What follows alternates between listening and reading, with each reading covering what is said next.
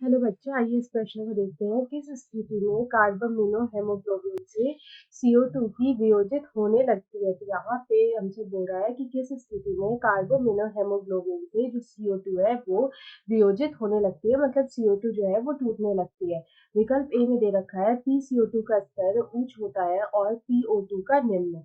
विकल्प बी में दे रखा है PCO2 और PO2 दोनों का ही स्तर समान होता है। विकल्प सी में दे रखा है PO2 का स्तर उच्च होता है और PCO2 का निम्न। और विकल्प डी में दे रखा है उपयुक्त में से कोई नहीं। यहाँ पे सबसे पहले जो है हम इस प्रश्न की मुख्य अवधारणा लिखेंगे। तो यहाँ पे अगर इस प्रश्न की मुख्य अवधारणा लिखें तो यहाँ पे इसकी जो मुख्य अवधारणा है उसमें हम यहाँ पे लिखेंगे कार्बामिनोहेमोग्लोबिन। तो यहाँ पे हम लिखेंगे कार्बामिनो हीमोग्लोबिन। हीमोग्लोबिन तो यहाँ पे ये होता क्या है, जब यहाँ पे हीमोग्लोबिन है, जब उसकी बंधुता यहाँ पे कार्बन डाइऑक्साइड यानी CO2 से हो जाती है, तो यहाँ पे जो बनता है उसको हम लोग बोलते हैं कार्बामिनो हेमोग्लोबिन। तो यहाँ पे हम बोल सकते हैं कि जो CO2 होता है उसकी हीमोग्लोबिन से बंधुता, उसकी हीमोग्लोबिन उसकी हीमोग्लोबिन से जो बंधुता है, उसकी हीमोग्लोबिन से जो बंधुता होती है उसके अनेक कारक होते हैं। बंधुता के अनेक कारक अनेक कारक जो होते हैं वो प्रभावित करते हैं। हम यहाँ पे बोल सकते हैं बंधुता को अनेक कारक प्रभावित करते हैं। CO2 से यानी कार्बन डाइऑक्साइड की जो हेमोग्लोबिन से बंधुता होती है उसको अनेक कारक प्रभावित करते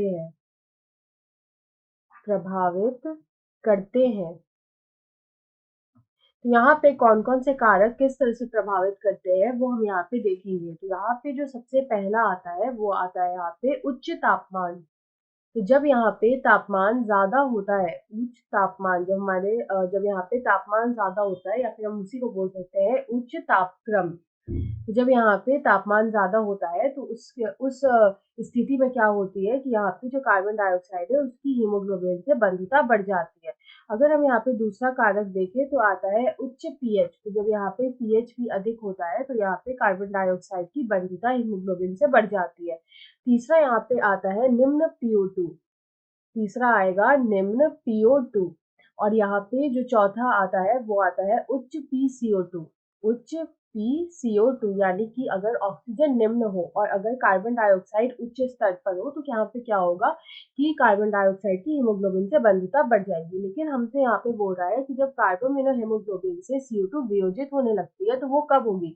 तो वियोजित तब होगी जब यहाँ पे ये जो कारक है ये विपरीत काम करेंगे। मान लो अगर यहाँ पे हम कह सकते हैं कि अगर उच्च तापमान की जगह ये तापमान अगर कम हो जाए, या फिर उच्च पीएच की जगह अगर ये पीएच कम हो जाए, निम्न PO2 की जगह अगर PO2 जो है वो उच्च हो जाए और उच्च PCO2 की जगह PCO2 जो है वो निम्न हो जाए, तो यहाँ पे इस स्थिति में क्या होगी कि यहाँ पे जो कार्बन डाइऑक्साइड है वो कार्बोमिनोहेमोग्लोबिन से वियोजित होने लगेंगे। तो हम यहाँ पे देख सकते हैं कि लिखा है कि PO2 का स्तर उच्च होता है और PCO2 का निम्न। तो यहाँ पे अगर हमसे बोल रहा है कि अगर क्या होगा कि यहाँ पे उच्च PO2 और अगर निम्न PCO2, और क्या बोल रहा है यहाँ पे कि अगर निम्न PCO2 हो जाए और यहाँ पे जो है निम्न PCO2 अगर हो जाए तो यहाँ पे इस स्थिति में क्या होगी कि जो कार्बोमिनोहेमोग्लोबिन है उससे यहाँ पे CO2 वियोजित हो जाएगा। अगर निम्न PCO2 हो तो इस स्थिति में यहाँ पे क्या होगी कि CO2 जो है वो यहाँ पे वियोजित होने लगेगी। वो यहाँ पे वियोजित होने लगेगी वियोजित होने लगेगी। और ये किससे वियोजित होने लगेगी, तो ये होने कार्बोमिनोहेमोग्लोबिन से। तो यहाँ पे हम बोल सकते हैं कार्बोमिनो कार्बोमिनो हीमोग्लोबिन से हीमोग्लोबिन से। तो यहाँ पे कार्बोमिनो हीमोग्लोबिन से ये वियोजित होने लगेगी। तो इसी को हम यहाँ पे लिख लेंगे, वियोजित होने लगेगी किससे, कार्बोमिनो हेमोग्लोबिन से।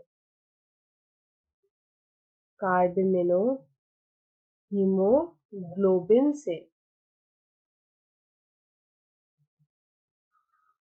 यहाँ पे अगर हम इस प्रश्न का सही उत्तर देखें तो यहाँ पे हमारा विकल्प सी में दे रखा है PO2 का स्तर उच्च होता है और PCO2 का निम्न। तो यहाँ पे उस स्थिति में क्या होगी कि कार्बोमिनो हेमोग्लोबिन से CO2 वियोजित होने लगेगी। तो विकल्प सी हमारा सही उत्तर है। आशा है आप इसे अच्छी तरह समझ गए होंगे। धन्यवाद।